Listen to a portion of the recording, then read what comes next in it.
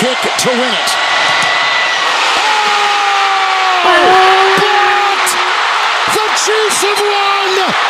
The Chiefs have won! That one will take a while. It'll sting. Fucking Chiefs. Lutz.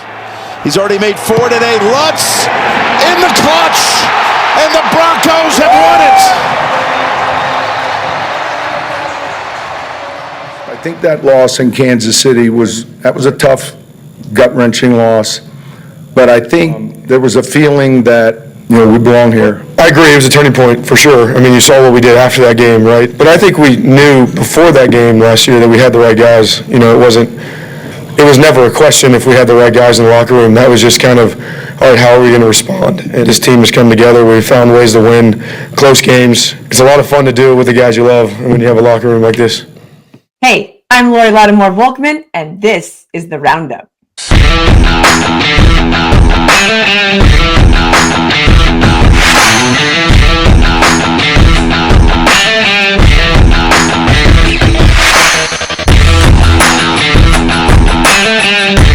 The last time the Chiefs were at Mile High, Broncos embarrassed them, but it was against the backups. And here they come back the near side to Mims. He breaks it inside the 20, and they're going with the tailback, and it's Estime. No backups this time. A full slate of starters, and the Broncos still took care of business.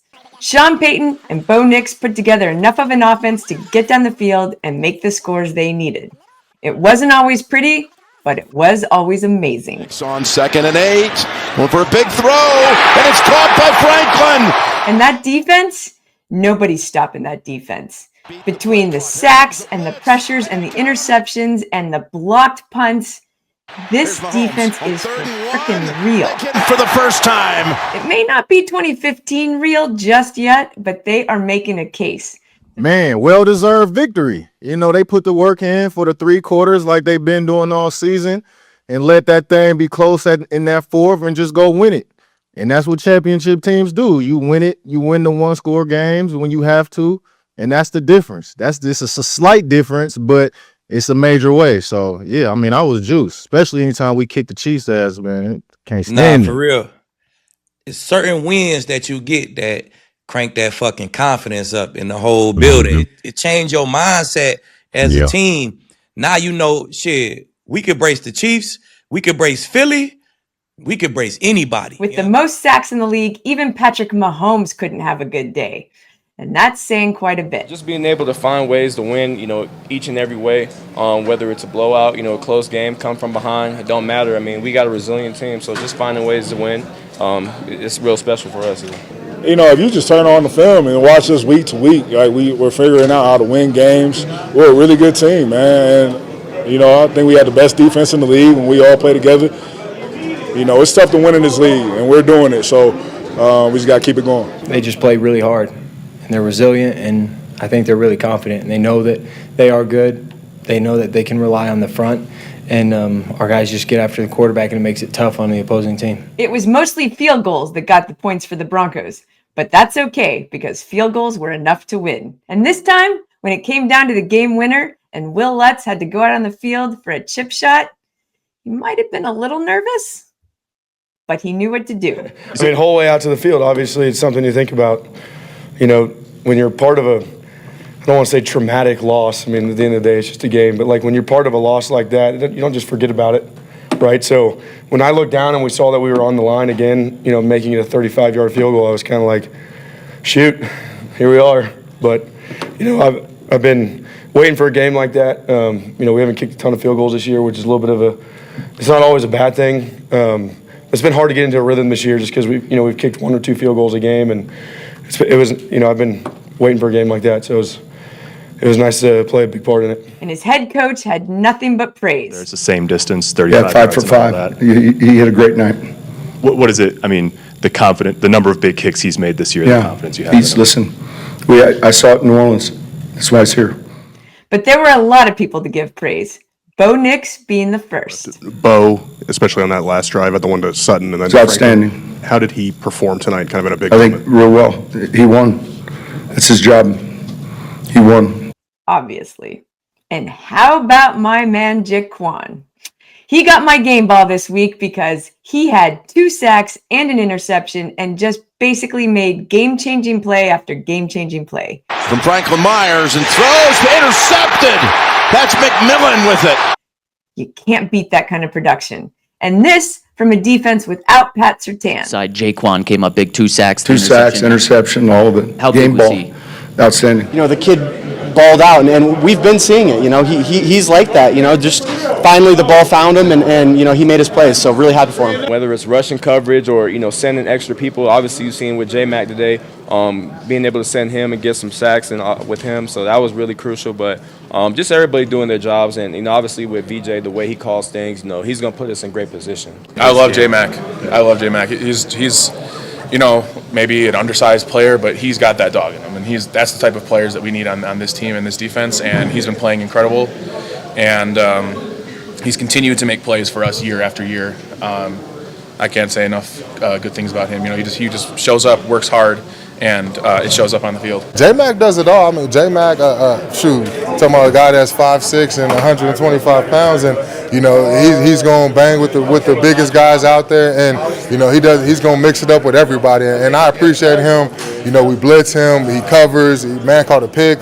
He had 4 tackles and 2 sacks. Shoot, man, that man played better than he played better than the defense himself, man. J-Mac was huge. Definitely his number was called and he was ready for the game. And I think that the interception in the red zone was perfect timing. Just testament to who he is. Going into the game, we knew... Going into the game, the rushing attack was going to be suspect without J.K. Dobbins. Without their lead running back, J.K. Dobbins. But Dobbins is out for the year, and the other guys are going to have to step up. It wasn't the greatest performance, but as Peyton said... Thought it was good enough. Good enough. It was good enough for this week. Let's hope moving forward they get a little bit more than that, because R.J. Harvey, Jaleel McLaughlin, and Tyler Bidet are going to need to put a lot more yards on the board. It's a lot I have to get better at, and I will. So, you know, I'm going to do whatever it takes to help my team win. It was more than ironic that the Broncos had a finish to this game that was almost identical to a year ago. But Sean Payton noted that loss became a spark for the rest of the season, which carried over to this year. But the response after that game last year with the blocked field goal, you know, was super. And he credits the culture in the locker room, not him, for the success the team is having now. It's not me, it's training your culture. This Nick Saban quote about toughness, really not necessarily physical, but, you know, the mental and how much you can take. And he likened it to hurricane windows. You can get the 139s, the 150s, or the 189s. And obviously, if you go up, they cost more. It's finding the 189s. And sometimes you got to pass on something that might look attractive, but it's finding those guys that can tune out the noise, and there's been a lot of noise. This week, you know, we don't care what other people think. We know what we have in the building, and we know what he's made of, and we don't really care what people have to say. So, Dragon Slayer 69 with his 7-Eleven Slurpee in his mom's basement, I don't give a shit what he has to say, right? And Bo doesn't either. So I love how Troutman, let me stand up for him a little bit. Mine might have sounded a little bit different than Troutman, but I love that. Garrett Bowles kind of went in a little bit too, you know what I'm saying? So I love that, bro. That showed me great signs of a great team. You know, we just got a resilient team that just believes we're going to win. And at the end of the game, when it's close, that belief goes a long way. Shit got real for the whole AFC, man. I'm telling you. You don't want the Broncos to have the #1 seed. If you got to pull up to Denver and see about this shit, your ass in trouble, man. I promise you. And the worst part about it is Sean Payton, the team, Bo, the defense, they believe that shit now. The Broncos are celebrating a huge victory over the Chiefs as they head into the bye. And we are all Nick Bonito. He's already made 4 today. Lutz in the clutch, and the Broncos have won it.